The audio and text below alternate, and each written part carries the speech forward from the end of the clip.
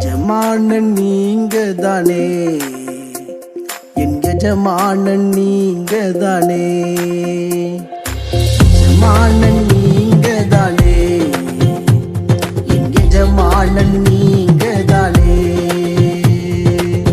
உன் கரத்தையே நோக்கிடுவேன், என்னை என்றும் நீர் நடத்திடுவே. ஆண்டவராகிய இயேசு கிறிஸ்துவின் நாமத்தினாலே உங்கள் அனைவருக்கும் 2250வது காலை மன்னா செய்தி மூலமாக உங்களை சந்திப்பதில் மிக்க மகிழ்ச்சி அடைகிறேன். ஒவ்வொரு நாளும் இந்த காலை மன்னா செய்தியை நீங்கள் கேட்குறீங்க. நிச்சயம் கர்த்தர் ஆசீர்வதிப்பார். யாருடைய கரத்துல வருகிறதோ அவர்கள் பாக்கியம் உள்ளவர்கள். வசனத்துக்கு நாம் கீழ்ப்படியும் போது வசனத்தினுடைய ஆசீர்வாதம் நம்ம மேல தங்கும், நம்ம குடும்பத்தின் மேல தங்கும். வசனம் நம்மளை உயர்த்தும். இந்த நாளிலும் நாம் யாருக்காக எதற்காக ஜெபிக்க வேண்டும் என்று சொன்னால், வியாதியோடு மருத்துவமனையில வீடுகளில் இருக்கிறவர்களுக்காக ஜெபிக்க வேண்டும். தேவன் அவர்களுக்கு பரிபூர்ண சுகத்தை கொடுக்கும்படியாக. இந்த காலை மன்னா ஆதாரத்துக்காக எடுத்துக்கொண்ட வேத வசனம் அப்போஸ்தலனாகிய பவுல் எபேசியருக்கு எழுதின 4ஆம் அதிகாரம் 30வது வசனம். அன்றியும் நீங்கள் மீட்கப்படும் நாளுக்கென்று முத்திரையாக பெற்ற தேவனுடைய பரிசுத்த ஆவியை துக்கப்படுத்தாதிருங்கள். எனக்கு பிரியமான கர்த்தருடைய பிள்ளைகளே, அன்பார்ந்த தேவ ஊழியர்களே, அருமையான நண்பர்களே, தேவனுடைய பரிசுத்த ஆவியானவரை துக்கப்படுத்தக்கூடாது. நீங்களும் நானும் ஆண்டவரால் நிரப்பப்பட்டவர்கள், கர்த்தரால் நடத்தப்படுகிறவர்கள். ஆண்டவர் உங்களுக்கு எனக்கும் பரிசுத்த ஆவியை கொடுத்திருக்கிறார். அந்த பரிசுத்த ஆவியானவர் ஒரு முத்திரையாக இருக்கிறார். எப்படி ஒரு பத்திரத்துல கவர்மெண்ட் சீல் இருந்தாதான் அது செல்லும், அதே போல உங்களை என்னையும் பரிசுத்த ஆவியானவர் என்ற முத்திரை நம்ம மேல இருக்கிறது. பரிசுத்த ஆவியை பெற்றிருந்தாலும் சில நேரங்கள்ல பரிசுத்த ஆவியானவரை துக்கப்படுத்துகிற காரியங்கள் நம்மள்கிட்ட இருக்கும் என்று சொன்னால், அதை விட்டு ஆண்டவர்கிட்ட மனம் திரும்பி அவருக்கு ஏற்றார்படி நீங்களும் நானும் மாற வேண்டும். பரிசுத்த ஆவியானவரை துக்கப்படுத்தும் செயல்கள் இங்கே பார்க்கிறோம். கெட்ட வார்த்தை போடுறது. சில நேரங்களில் சிலரை கேட்ட சொல்லுவாங்க, என் வேலை இதுக்கு நான் கெட்ட வார்த்தை போட்டாதான் சரியா இருக்கும் அப்படிம்பாங்க. ஆனா பைபிள் சொல்லுது, எபேசு சபை விசுவாசிகளுக்கு அப்போஸ்தலனாகிய பவுல் சொல்றாரு, கெட்ட வார்த்தை ஒன்றும் புறப்படலாகாது அப்படிங்கிறார்.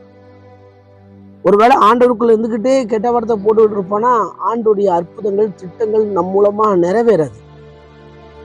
எப்படி வார்த்தைகளை பேசணும் கேட்டா, பக்தி விருத்திக்கு எதுவான நல்ல வார்த்தைகளையே பேசணும், நல்ல வார்த்தைகளை சொல்லி கொடுக்கணும். இருதயத்தின் நிறைவினால் வாய் பேசுமா, நல்ல வார்த்தைகளையே யோசிக்கணும். ஆண்டவருக்கு பிடித்தமுள்ள வார்த்தையை பேசினாதான், பக்தி விருத்திக்கு எதுவான வார்த்தைகளை பேசினாதான் பரிசுத்த ஆவியானவர் சந்தோஷப்படுவார். அதுக்கப்புறம் இங்க சொல்லப்பட்டிருக்கிறது, சகல விதமான கசப்பு, கோபம், மூர்க்கம், கூக்குரல், தூஷணம், மற்ற எந்த துர்க்குணமும் உங்களை விட்டு நீங்க கடவுது. துர்க்குணம் இருக்கக்கூடாது. ஆண்டவருக்குள்ளேயே இருந்துக்கிட்டு துர்க்குணமா இருப்பாங்க. 2 டைப்பா யோசிப்பாங்க. ஒரு ஆளை பத்தி அப்படி 2 டைப்பா யோசிப்பாங்க. இதெல்லாம் இருக்கும்போது பரிசுத்த ஆவியானவர் முத்திரையை நாம் உடைக்கிறோம். பரிசுத்த ஆவியானவர் மிகவும் வேதனைப்படுவார். நம்ம ஒருவருக்கு ஒருவர் உருக்கமாகவும் மன உருக்கமாகவும் தயவாகவும் நடந்து கொள்ளணும். இயேசு இந்த உலகத்துல பரிசுத்த ஆவியானவரோடு தான் நடந்தார். ஆகவேதான் அவருடைய வாழ்க்கையில மேன்மையான காரியங்களை பார்க்க முடிஞ்சுது. உங்க மேலையும் என் மேலையும் பரிசுத்த ஆவியானவர் இருக்கிறார். அந்த பரிசுத்த ஆவியானவரை இந்த தீய செயல்கள் மூலமாக அந்த முத்திரையை உடைத்திடக்கூடாது. இந்த முத்திரை எதுக்கு கொடுக்கப்பட்டிருக்குன்னா, மீட்கப்படும் நாளுக்கு என்று கொடுக்கப்பட்டிருக்கிறது. இயேசு கிறிஸ்து சீக்கிரம் வரப்போகிறார். அவருடைய வருகைக்கான எல்லா அடையாளங்களும் நடந்துகிட்டே இருக்கு. அந்த முத்திரையை நம்ம உடைச்சிடக்கூடாது. இந்த முத்திரையை பாதுகாத்துக் கொள்ளணும். ஆண்டுடைய வருகைக்கு செல்ல வேண்டும் என்று சொன்னால் பரிசுத்த ஆவியானவர் முத்திரை நம்ம மேல இருக்க வேண்டும். தேவையற்ற வார்த்தைகள், தேவையற்ற கசப்புகள், தேவையற்ற வெறுப்புகள் நமக்குள்ள குடிகொள்ளாதபடி நாம் தேவ சமூகத்துல நெருங்குவோம். இயேசுவை பார்த்து சொல்லுவோம், ஆண்டவரே உம்மை போல எங்களை மாற்றுங்க சொல்லுங்க. நிச்சயமாக தேவன் அவரை போல உங்களை மாற்றுவார். கண்களை மூடி ஜெபிப்போம். எங்களை நேசிக்க நல்ல தகப்பனை இந்த வேலைக்காய் வருகிறோம். தொடர்ந்து கேட்ட வார்த்தையின்படி பரிசுத்த ஆவியானுக்கு விரோதமான எந்த செயலோ எங்களுக்குள்ள காணப்படக்கூடாது. பரிசுத்த ஆவியானவர் சந்தோஷப்படுகிற செயல்கள் இருக்கட்டும்.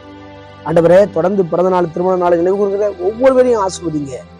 உங்க மேல இன்னும் பற்றுதலா இருக்க உதவி செய்வீராக.